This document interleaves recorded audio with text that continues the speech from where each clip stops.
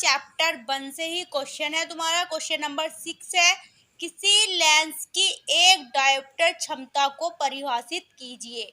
ठीक है, तो क्या होता है, एक डायोप्टर उस उत्तल लेंस की क्षमता के बराबर है जिसकी फोकस दूरी 1 मीटर हो। ठीक है, तो क्या है, एक डायोप्टर उस उत्तल लेंस की क्षमता के बराबर है जिसकी फोकस दूरी 1 मीटर हो। ठीक है, तो कुछ क्वेश्चन दिया है। अगला क्वेश्चन दिया है, निम्न स्थितियों में प्रयुक्त दर्पण का प्रकार बताइए। तो ये दिया है, किसी कार का अग्रदीप। अग्रदीप होता है तुम्हारा हेडलाइट, जो किसी में मतलब गाड़ी में, मोटरसाइकिल में आगे वाली हेडलाइट होती है ना, जो दूर तक ही फोकस करती है एकदम सी, उसके लिए बोला है अग्रदीप, हेडलाइट। ठीक है, तो कार की हेडलाइटों में अवतल दर्पण का प्रयोग किया जाता है। बल्ब दर्पण के मुख्य फोकस पर स्थित होता है, बिल्कुल सामने स्थित होता है ना। इस बल्ब से निकलने वाली किरणें दर्पण से परावर्तन के पश्चात मुख्य अक्ष के समांतर हो जाती हैं। इससे एक शक्तिशाली तथा समांतर प्रकार का पुंज प्राप्त होता है। तुमने देखा है कि फोकस लाइट होती है। ठीक है, तो क्या होता है, सारी किरणें एक साथ ही समांतर लाइन में आगे फोकस करती है, जिससे आगे का भाग एकदम साफ दिखाई देता है। तो इसमें क्या लगा होता है, तुम्हारा अवतल दर्पण का प्रयोग होता है। किसका प्रयोग हो रहा है, अवतल दर्पण का प्रयोग होता है। किसमें, कार की हेडलाइटों में। ठीक है, बी क्वेश्चन दिया है, किसी वाहन का पश्य दृश्य दर्पण, पीछे का भाग जो वाहनों में शीशा लगा होता है साइडों में, हाँ, पश्य दृश्य देखने के लिए, उसके लिए बोला जा रहा है। तो गाड़ियों में सड़क के पृष्ठ भाग को देखने के लिए उत्तल दर्पण का प्रयोग किया जाता है। किसका, उत्तल का।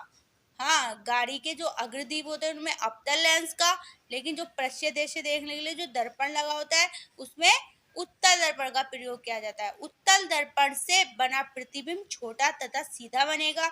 इसका दृष्टि क्षेत्र बड़ा होने के कारण सड़क का संपूर्ण पृष्ठ देखा जा सकता है।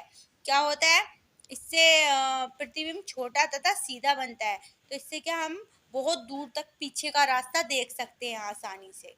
ठीक है, अगला दिया है सौर भट्टी। सौर भट्टी में अवतल दर्पण का प्रयोग किया जाता है। जिस बर्तन को गर्म करना होता है इसे दर्पण के फोकस पर रख देते हैं। अवतल दर्पण सूर्य से आने वाली किरणों को परावर्तन के पश्चात फोकस एफ पर केंद्रित कर देता है। ठीक है, तो सौर भट्टी में कौन से दर्पण का उपयोग हो रहा है, अवतल दर्पण का, और वाहनों में उत्तल दर्पण का, और किसी कार के अग्रदीप में अवतल दर्पण का।